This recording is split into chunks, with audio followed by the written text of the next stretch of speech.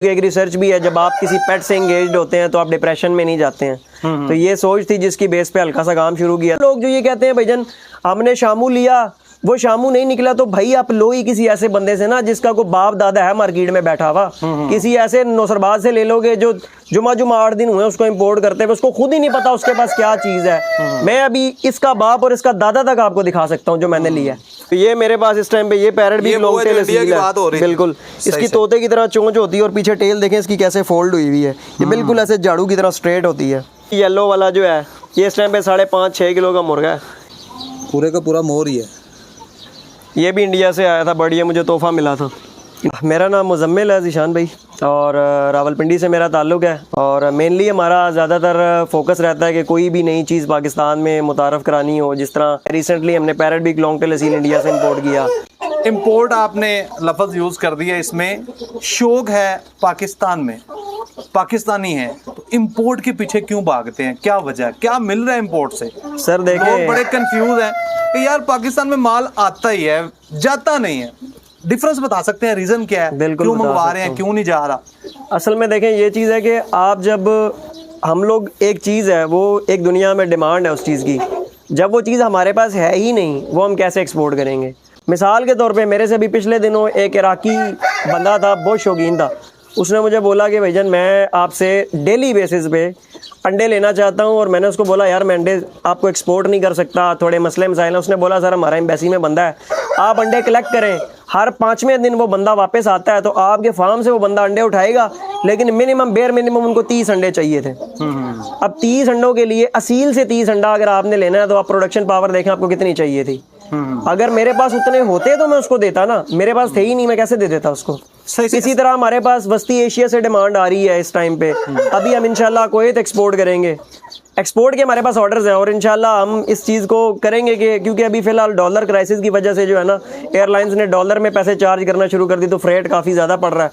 इसलिए अभी फ़िलहाल वक्ती तौर पे हम नहीं करें। हाँ अभी 20-25 रुपये की कमी आई है, इंशाल्लाह जब ये 210 को अगर टच कर जाता है तो हमारी जो पुरानी डील थी वो बहाल हो जाएगी। जनाब ये बताएं, आप शौक की हद तक कर रहे हैं या बिजनेस को साथ अटैच किया होगा? एज ए हॉबी, क्योंकि एक रिसर्च भी है, जब आप किसी पेट से एंगेज्ड होते हैं तो आप डिप्रेशन में नहीं जाते हैं। तो ये सोच थी जिसकी बेस पे हल्का सा काम शुरू किया था। पहले रैबिट्स में आए, फिर पोल्ट्री भी शौक तो था, गांव में रखा करते थे, फिर यहाँ पे भी रखना शुरू कर दी।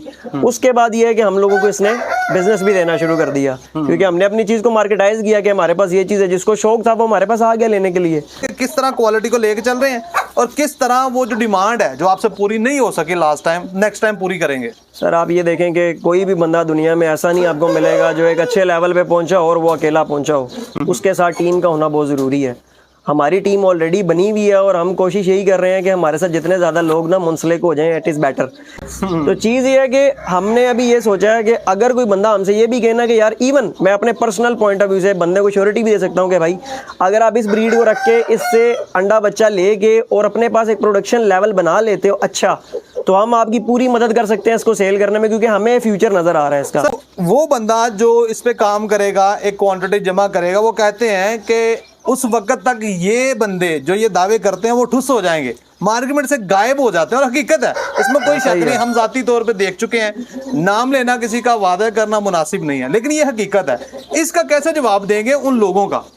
सर देखें, बात यह है कि हम लोग रैबिट्स में हमने मार खाई बीमारी की वजह से। यूरोप से रैबिट आए, हमारे पास स्नफल्स की वैक्सीन नहीं थी। मेरे पास मेजर जो मोर्टेलिटी हुई है वो स्नफल्स की वजह से हुई है, और उसका मेरे पास कोई ट्रीटमेंट नहीं था। वो सेल आउट करने की बजाय मैंने को पिछले 1 साल से मेरे पास बेतहाशा पड़े हुए थे। मैंने सेल नहीं की क्योंकि मुझे पता था कि मैं किसी को दूंगा, उसके पास जाके भी इसने मर जाना है। तो इट इज़ बेटर कि लोगों को कह दो यार कि मेरे पास नहीं है। अभी इस टाइम पे मेरे पास रैबिट्स की भी डिमांड है इंडिया से, मैंने उनको भेजने हैं रैबिट्स। मेरे पास नहीं है, डेफिनेट सी चीज़ है, मैंने जिनको वो क्वालिटी दी हुई है मैं उनसे लेके दूंगा। बड़ा बोलना या किसी को इस चीज़ की तरफ माइल करना मेरा कोई मकसद नहीं है। अगर होता तो मैं हर 4थे दिन 5वें दिन वीडियो बनवा रहा। मुझे ये बताएं कि नए बंदे को असील्स पे काम करना चाहिए या नहीं करना चाहिए? अगर करना चाहिए तो किस तरह से करे, कहाँ से सीखे? आप कह रहे हैं टिपिकल है, तो नए बंदे को क्या मशवरा देते हैं? देखिए, पहले तो मैं उस बंदे को तो कभी मशवरा नहीं दूंगा जिसने कभी असील रखा ही ना और वो इस ब्रीड पे हाथ डाल ले। ये 4-4, 5-5 लाख रुपए से शुरू होता है। वो है कि हमने शौकीन प्रोड्यूस नहीं किया, हमने शौकीन लोगों को इस चीज़ को मुतारिफ नहीं करवाया, हमने बिजनेसमैन लोगों को इसको मुतारिफ कराया जिन्होंने इसकी मट्टी प्लीद कर दी। हुआ ये कि उसको पता ही नहीं था पोल्ट्री क्या चीज़ है। नुकसान खाया उसने, वो अपनी मर्जी से खाया, उसने अपनी गलतियों की वजह से खाया, उससे हैचिंग नहीं हो पाई, उससे मोर्टेलिटी कंट्रोल नहीं, उसने बायोसिक्योरिटी का ख्याल नहीं रखा, उसका नुकसान हो गया। अब उस नुकसान की बेस पे उसने क्या किया, आने वाले 10 लोग जो होंगे उसको भी मना करेगा, ना ही भाई इस फील्ड च मेरा इतना नुकसान हो गया सी, ये हो गया वो हो गया। अब वो ये नहीं कभी बताएगा कि भाईजान ये नुकसान मुझे क्यों हुआ। वो जब लोग ये सिंसियरली बताना शुरू करेंगे कि मुझे नुकसान क्यों हुआ, वो लोग जो ये कहते हैं भाईजान हमने शामू लिया, वो शामू नहीं निकला, तो भाई आप लो ही किसी ऐसे बंदे से ना जिसका कोई बाप दादा है मार्केट में बैठा हुआ। किसी ऐसे नौसरबाज से ले लोगे जो जुमा 8 दिन हुए उसको इंपोर्ट करते हुए, उसको खुद ही नहीं पता उसके पास क्या चीज़ है। मैं अभी इसका बाप और इसका दादा तक आपको दिखा सकता हूँ जो मैंने लिया है। जनाब तजर्बे की बातें हर बंदा ही करता है, ठीक है, मैंने उससे सुन ली आगे सुना दी, मैंने उससे सुन ली आगे सुना दी। मैं आपसे जानना ये चाहूँगा 2 अल्फाज में कि आपको इस फील्ड में जितना टाइम हो गया है, कुछ कमाया भी है या सिर्फ शौक पूरा किया, और अगर कमाया है तो 2 फिगर में बताएं क्या कमाया, लोगों को थोड़ी रिलैक्सेशन देने के लिए कि भाई इस फील्ड में कामयाब लोग भी हैं। सर कामयाब लोग सिर्फ मेरी मिसाल नहीं है, और भी काफ़ी लोग हैं, मैं उंगलियों पे भी गिन के बता सकता हूँ कि फ़लाने बंदे ने इससे ये बनाया, फ़लाने बंदे ने इससे ये बनाया। लेकिन बात वही है कि हर बंदे का अपना एक राज है, उसको राज रहने दिया जाए। ये 8वां या 7वां सेमेस्टर था गालबन मेरा, तो मैंने हल्की सी सेल परचेज से काम शुरू किया। नो डाउट अल्लाह ने उसमें मुझे बहुत दिया, क्योंकि उस टाइम पे कुछ एक तबका ऐसा था जिसके पास रैबिट्स थे और उसको नहीं पता था कि ये क्या है, और एक तबका ऐसा था जिसको पता था ये क्या चीज़ है लेकिन उनके पास रैबिट्स नहीं थे।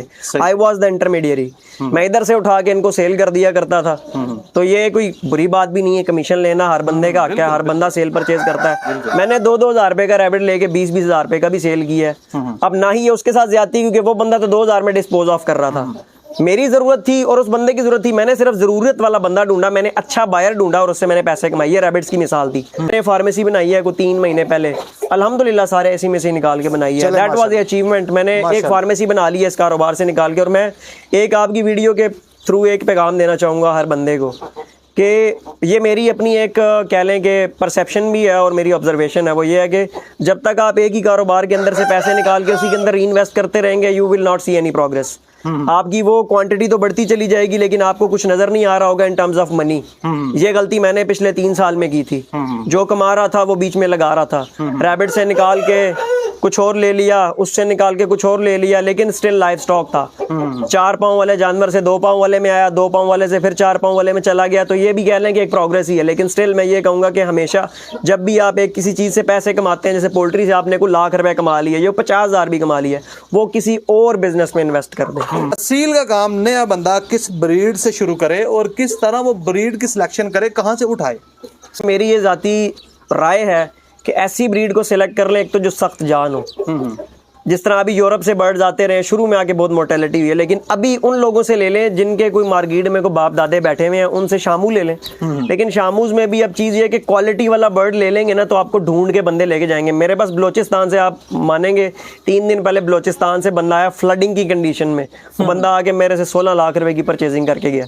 Shamu is the best option for start. Shamu से स्टार्ट कर लें, और साथ में फिर यह है कि कुछ हल्का फुल्का सा, अगर वो बंदे की पसली इतनी है, देखें काम में वो बंदा उतने पैसे डाले जितने वो 100% लॉस करने के बाद भी दोबारा उस काम को शुरू कर सके। मैं हर वीडियो में ये कहता हूँ पसली होनी चाहिए। पसली नहीं है तो फिर उतनी, अगर आपके पास लाख रुपए है तो 50,000 इन्वेस्ट करो, 2 लाख है तो लाख रुपए इन्वेस्ट करो, 10 लाख लेके फिर रहे हो तो 5 लाख इन्वेस्ट करो, ताकि आपके पास बैकअप में कुछ ना कुछ तो हो, उसको दोबारा से। अब मिसाल के तौर पे आप 2 मुर्गियां 1 मुर्गा ले लेते हैं, आपका मुर्गा मर जाता है, आप क्या करोगे इन 2 मुर्गियों का? मजबूरी में आपसे लोग फायदा उठाएंगे, वो मुर्गियां सस्ते पैसों में लेने की कोशिश करेंगे।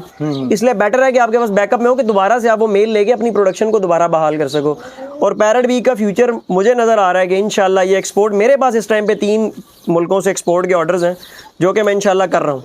सर क्या बंदा आपको देख के कि आपने असील रखे हुए हैं, आप असील के बारे में बातें कर रहे हैं, क्या ये देख के असील का काम कर ले? क्योंकि मार्केट में और भी काफ़ी ब्रीड्स हैं, फैंसी में, कमर्शियल में मुख्तलिफ ब्रीड्स हैं, पाकिस्तानी असील्स हैं। क्या आपको देख के इस शामू की तरफ या इस ब्रीड की तरफ आ जाए? सर पाकिस्तानी असील जो है ना, अगर आपको ओरिजिनल मिल जाए, मैं कहता हूँ सोना है। इस टाइम पे यूरोपियंस हमसे हमारा अमरोहा मांगते हैं, हमारा लासानी मांगते हैं। आप मुझे बताएं कभी आपने ओरिजिनल हालत में उसको देखा भी है पाकिस्तान में? नहीं। जिनके पास है वो देते ही नहीं है, उल्लू के पट्टे काट के खा जाते हैं। मैंने काफ़ी यूट्यूब वीडियोस देखी हैं जो कि अमरोहे को काट के खा रहे हैं कि हमने देना नहीं है किसी को। ये क्या है?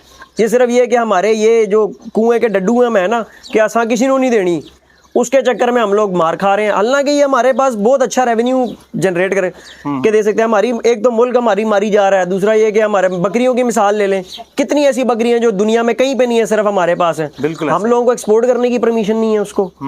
इंडिया वालों को बांध के रखा हुआ था, पैरेट बी की एक्सपोर्ट बंद की हुई थी, स्मगल करा के मंगाए, लेकिन मंगा तो लिए ना। यही हमें भी करना पड़ रहा है मजबूरन। हमारे पास डिमांड्स हैं, हमें या तो मुल्क रोक देता है या जिनके पास है वो हमें देते नहीं है। अब मुझे दें लासानी दें, मेरे पास श्रीलंका से ऑर्डर आया था, कहता 25 लासानी मुर्गे चाहिए। पैसे बाद में बात करेंगे, पहले मुर्गा दिखाओ, पैसे जितने कहोगे दूंगा। सही सही सही, वो मुझे मिला ही नहीं, एक भी नहीं मिला, प्योर दिखाने के लिए उसको नहीं मिला, तो क्या ऑर्डर लूँ मैं उससे। ये जो अभी ये येलो कलर के घूम रहे हैं, ये मैंने बार्ड लेसन से लिए थे, गालबन 1 या 2 दफ़ा उससे आए हैं। ये भी यूरोप से ही आया था। अब लोगों के पास बर्ड्स मर जाते हैं, मेरे अल्हम्दुलिल्लाह इतनी कड़ी गर्मी के अंदर कुछ चीनें हैं और सरवाइव कर रही हैं। मेरे पास इस टाइम पे ये पैरेट भी लॉन्ग टेल है, बिल्कुल इसकी तोते की तरह चोंच होती है और पीछे टेल देखें इसकी कैसे फोल्ड हुई हुई है। ये भी सही यही नस्ल है। वैसे टेल खराब इसकी टेल खराब नहीं है, ये मोल्ट कर रहा है। अच्छा, मोल्ट कर रहे हैं। टेल अल्हम्दुलिल्लाह अच्छी लीनिएज के बर्ड हैं, जिनके खानदान का भी हमको पता है कि इसका बाप कौन था और इसका दादा कौन था। पीछे आपके जावा हो गया, इसकी टेल अभी निकलना शुरू हुई है मोल्ट के बाद। ये मुझे तोहफा मिला था। अब ये उच्ची पू है, इससे पैरेट बीक बनाने में मदद मिलती है। ये वो ब्रीड है जो इस पैरेट बीक की भी माँ है, ये इंडियंस देते ही नहीं है। अब ये यमाटू घूम रहा है, छोटा सा शामू का वेरिएंट है। अच्छा अच्छा, को शामू से थोड़ा सा बड़ा होता है, बॉडी बिल्डर कह लें, बॉडी बिल्डर। वो सामने हमारा मेडिकल स्टोर है।